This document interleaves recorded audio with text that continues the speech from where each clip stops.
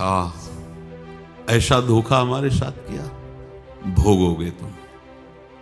ये जो निकलता है ना भोगोगे, ये अकाट्य होता है। क्योंकि किसी का भी हृदय, मान लो किसी भी जीव जंतु को आप कष्ट दें और उसका हृदय आह भर जाए, तो वो आह वज्र की लीक है, तुम्हें भोगना पड़ेगा। वो आह किसी की ना लेना जिंदगी।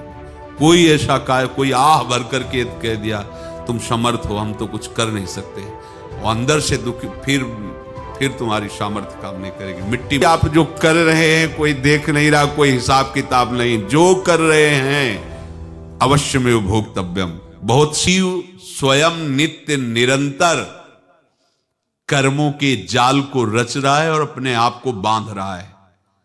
आपको मुक्त होना है, बंधना नहीं है। जीव का जन्म कर्मों के अनुबंध से होता है, कर्मों के बंधन से होता है, और उसको अपना ऋण चुकाना होता है। कर्मानुबंध ये बहुत सूक्ष्म विषय है। जैसे आप जिस परिवार में जन्म लिए हैं, तो उस परिवार के लोगों से आपका ऋण है, इसलिए उसी परिवार में आप आए हैं। और ऋणानुबंध उसको बिना चुकाए या बिना वसूल किए आप वहां से जाएंगे नहीं। आपको लेना है तो वसूल करना है, और देना है तो चुकाना है।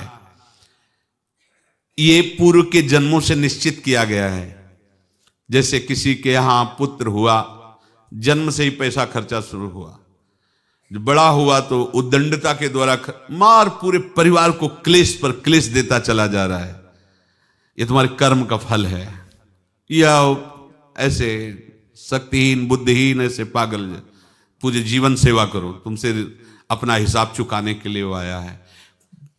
अब परिवार के जो सदस्य जुड़े आके, मतलब पत्नी आते ही पूरी हृदय में आनंद, परिवार में आनंद, और जीवन भर वो आनंद ही सुख देने के लिए उसका जन्म हुआ। वो अपना ऋणानुबंध मुक्त, और आते ही भयंकर क्लेश खड़ा कर दिया, बीच में दीवाल और झगड़ा वैसा, फिर अतरे दिन मारपीट शुरू, कलह अशांति, पूरा जीवन नरक हिसाब करने आए। यहां ऋण चुकाए बिना कोई जा नहीं सकता, ऋण चुकाना पड़ेगा। किसी का ऋण वसूल करना है तो किसी को ऋण चुकाना है, दोनों काम करने होते हैं। अनेक जन्मों में अनेक लोगों के साथ हमने जो बर्ताव किए हैं, अच्छे या बुरे, वो होंगे। अब किसी आदमी को हम जानते नहीं, अचानक मिला, अचानक टक्कर लगा और मार पीट गाली गुप्ता सब कर दिया, चुपचाप सह लो। क्यों? ये आपका हिसाब है, पूर्व का हिसाब। हमारा उससे कोई द्वेष नहीं, कोई संकल्प नहीं। अचानक घटना घटी और हमसे द्वेष करने लगा, हमें पीटने लगा, हमें गालियां दे, ये हिसाब है, चुपचाप सह जाओ। अपने घर का भाई ही भारी दुश्मन बन गया और क्लेश दे, हिसाब है। एक प्रभुदत्त ब्रह्मचारी जी की वाणी में पढ़ा था, एक महात्मा जी भ्रमण करते थे, तो उस समय असरफियां चलती थी, मोहरे असरफियां, तो उनको भेंट में देते लोग। तो या तो ठाकुर सेवा में लगे तत्काल, या संत सेवा में तत्काल लगे, उसका संग्रह करके डोलना ये ठीक नहीं है। बैरागी के लिए सिद्धांत में ये ठीक नहीं है। तो जब 2, 4, 6, 8 ऐसे मोहरे हुई, तो उन्होंने विचार किया कि और भ्रमण करके जब काफी मोहरे हो जाएंगी तो प्रयागराज में जब कुंभ पड़ता है, एक बार पूरे सब अखाड़े के संतों को, अलग अलग संप्रदाय सब संतों को बुलाएंगे और सबको पुआएंगे। अब साधु है तो यही विचार करेगा, और क्या विचार करेगा। तो उन्होंने ऐसे डंडा बनवाया, बेंत, जो ऊपर से चूड़ीदार और भीतर पोला, और मोहरे उसमें डालते गए। और भ्रमण, जहां जहां श्रद्धालु भगत थे सबके यहां जाना और इच्छा रखना कि एक मोहर तो दे दे दक्षिणा में। कामना कोई भी हो वो बांधती ही है, ध्यान रखना। इसीलिए प्रभु जो चाहे वो करे, अपनी चाह नहीं रखनी चाहिए, अपनी चाह प्रभु की चाह में मिला देनी चाहिए। धीरे धीरे वो छड़ी भर गई, भ्रमण करने वाले महात्मा चूड़ी लगाई, इंतजार करते रहे जब प्रयाग का कुंभ पड़ा तो चले। तो रास्ते में एक गांव में पूछा जाता है, जैसे कहीं रुको कि कोई श्रद्धालु ऐसा है जो संत सेवी है। तो कुछ लोगों ने बताया हाँ एक परिवार है बहुत संत सेवी है और आपको मिलाते हैं उनसे। आइए महाराज, घर में रुका, खूब अच्छा हलवा पूड़ी पवाया और जो घर के मालिक थे चरण दबाए। चरण दबाते दबाते उनकी दृष्टि पड़ी उस डंडे पे, इतना मोटा और ऊपर से कुछ चूड़ी सी भी नजर आ रही, इस डंडे में तो कोई रहस्य है ही है। अब महात्मा जी को खवा पिला के सुला दिया। महात्मा जी जब सो गए तो पत्नी से धीरे से कहा वो डंडा लाओ बाबा जी का। डंडा, वो चूड़ीदार जो ही खोला पलटाया तो सैकड़ों मोहरे। ऐसे संत रोज पधारे भगवान, तुम आनंद हो जाए फिर क्या। पत्नी से कहा नाप के कंकड़ लाओ। वो तो महात्मा जी तो खाए खीर पूड़ी, आराम से सो रहे। रात में पूरी प्लानिंग करके उसमें कंकड़ भर के चूड़ी लगाकर सिराने रख दिया, सारी मोहरें हटा ली।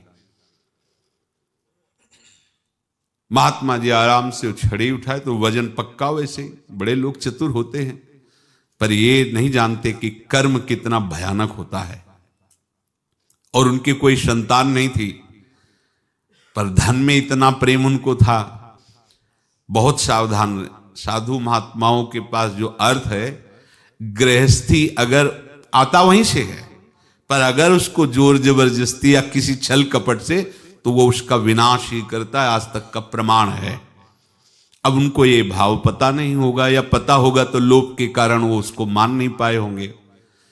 महात्मा जी गए प्रयाग में, किसी अखाड़े पर रुके और वहां प्रार्थना की कि कल जो है संपूर्ण अखाड़ों का निमंत्रण किया जाए और सब संतों को भोग पवाया जाए और उनको दक्षिणा भी दी जाए।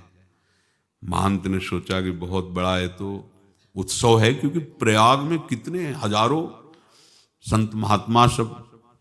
तो उनका महाराज बोरों इसमें चीनी और टीनों घी लगेगा, सब व्यवस्था। बोले आप मंगाइए, एक एक हिसाब हम करेंगे, हमारे पास सब व्यवस्था है।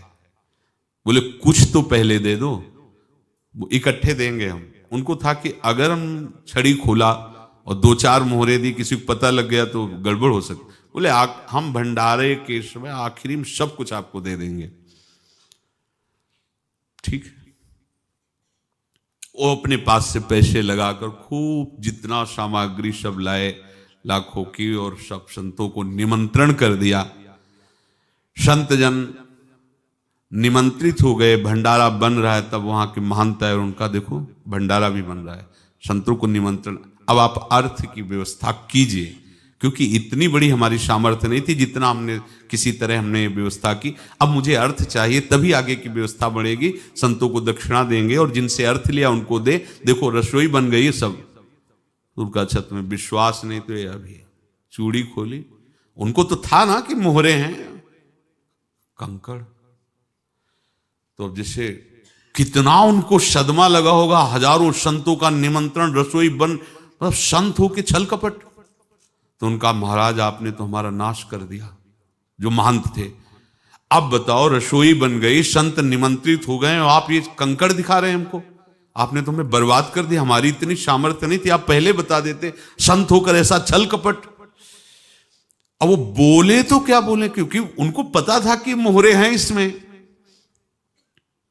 अंदर से उनका चिंतन गया उसी सेठ के पास, अच्छा ऐसा धोखा हमारे साथ किया, भोगोगे तुम। ये जो निकलता है ना भोगोगे, ये अकाट्य होता है। क्योंकि किसी का भी हृदय, मान लो किसी भी जीव जंतु को आप कष्ट दें और उसका हृदय आह भर जाए तो वो आह वज्र की लीक है, तुम्हें भोगना पड़ेगा। वो देखो भीष्म जी को भोगना पड़ रहा है ना। सांप को ऐसे धनुष की नोक से उठाया और बंबूल के कांटों के ऊपर फेंक दिया, कई दिन तक शेदा हुआ, वो आह भर करके मरा। तो आपको 6 महीने बाणों की सैया पर आह किसी की ना लेना जिंदगी में।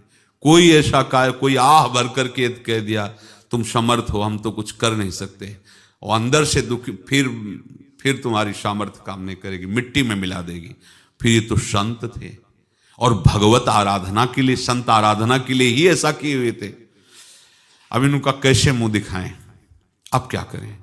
सुबह संत जन आएंगे, सबके बीच में हमारी कि देखो इन्होंने, अब क्या करें। गए और संगम में जाके छलांग लगाई, अपने प्राण त्याग दिए।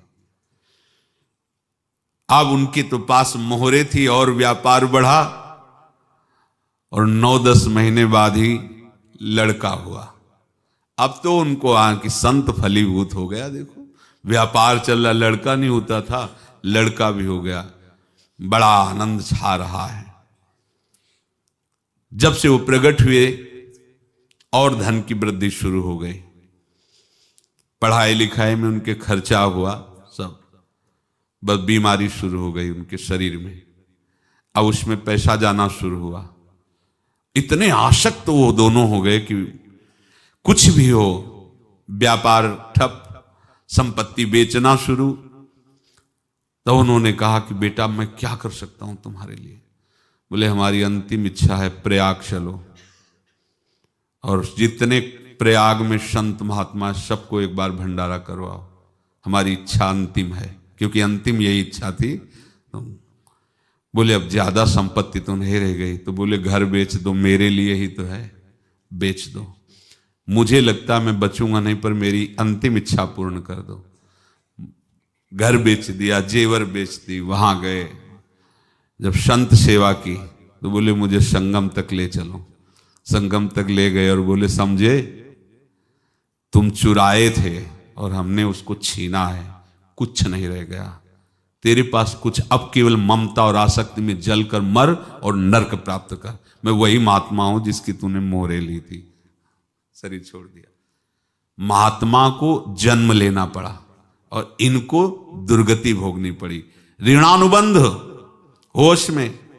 ऐसा नहीं कि आप जो कर रहे हैं कोई देख नहीं रहा, कोई हिसाब किताब नहीं। जो कर रहे हैं अवश्य में भोक्तव्यम। बहुत सावधान। अनेक जन्मों में अनेक लोगों से जो कुछ लिया दिया है, इस लेने देने को मिटा देने के बाद ही तुम मुक्त हो गए। इसीलिए एक उपाय है, लेना न देना मगन रहना। क्या मालिक को समर्पित